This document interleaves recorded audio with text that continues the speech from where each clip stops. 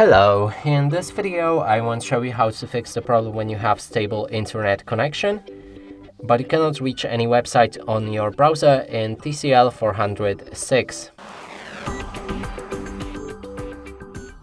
And to do this, let's try to open any website in our Google Chrome. Yep, this one doesn't work. Let's try to reach a new one like YouTube. It also doesn't work. Now, to fix this, we need to open our phone settings.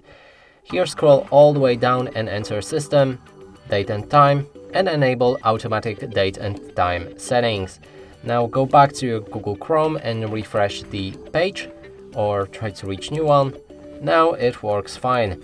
And that's it for this video. Hope you like it. Please consider subscribing to our channel, leave a like and a comment below.